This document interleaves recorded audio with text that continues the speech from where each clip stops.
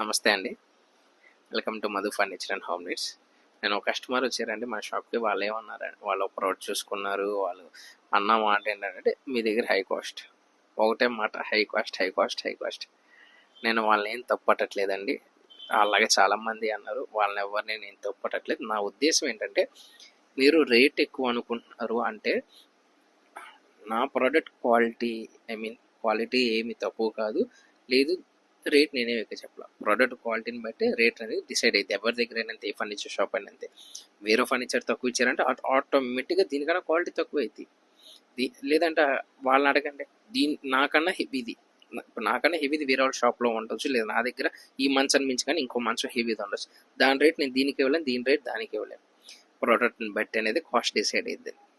అది మనం ఆలోచించాల్సిన విషయం. చాలామంది కస్టమర్లు తెలియక మీ దగ్గర రేట్లు ఎక్కువ అనే స్మాల్ స్టేట్మెంట్ ఒకటి పాస్ చేస్తున్నారంటే అది చాలా తప్పు. ఏ ఫర్నిచర్ షాప్ కూడా అలా చేయరు. ప్రోడక్ట్ని బట్టి డిసైడ్ అయ్యిందండి. ఇవి ఉంది. మాలాంటి రీటైల్ వాళ్ళు అనేది చూసి ఎంతవరకు అవకాశం అంత ఇస్తారు. హోల్సేల్ అంటే మా మీద కొంచెం తగ్గిస్తారు, ఇంకా అంతకు మించి లేదండి. ఇప్పుడు అంతకన్నా అంటే ఇంపాసిబుల్. అది ఎక్కడ ఎవరైనా రేట్ తక్కువ అంటే అది ఒక అబద్ధం అండి. 5,000కి సోఫా వస్తుంది కదండి, 5,000 సోఫా వస్తుందంటే లోపల ఏం పెడుతున్నారు ఎవరికి తెలియదండి.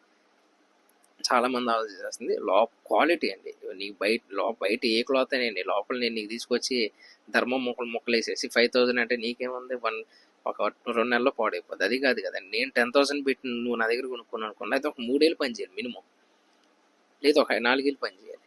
అది చూడాలి. కానీ మీరు 5,000 ఇప్పుడు నా దగ్గర ఉన్న 10,000 హైయెస్ట్ కాదు, నా దగ్గర 20,000 ఉండొచ్చు, 30,000 ఉంది, వేరే వాళ్ళ దగ్గర 50,000 కూడా ఉంది. అంటే క్వాలిటీ యూజ్ చేసే క్లాత్ కానీ, లోపల యూజ్ చేసే ఫోమ్స్, డెన్సిటీ, ప్రతిదీ క్వాలిటీని బట్టే.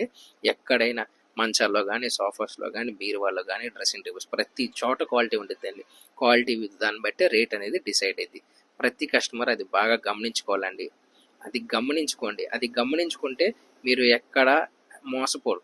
మీరు ఏదో వస్తువు కొనుక్కొని మేము మోసపోయి అనుకుంటున్నారు కాదు. మీకు తెలియక తక్కువ రేటుది కొనేసుకొని మీరు మంచిది అనుకుని ఆ రోజు కొనుక్కున్నారు. తర్వాత మీరు రిలీజ్ అయ్యే టైంకి అది మంచిది కదా తెలుస్తుంది. నేను అంత రేటు పెట్టానని అప్పుడు రిలీజ్ అవుతున్నారు. మీరు ముందే తెలుసుకుంటే మీరు మంచి షాప్కి వెళ్తారు, మంచి వస్తువు కొనుక్కుంటారు, మంచి రేటు పెట్టుకుంటారు. అది మీకు లైఫ్ టైం ఉంటుంది. వస్తువు మళ్ళీ మార్చేది కాదండి.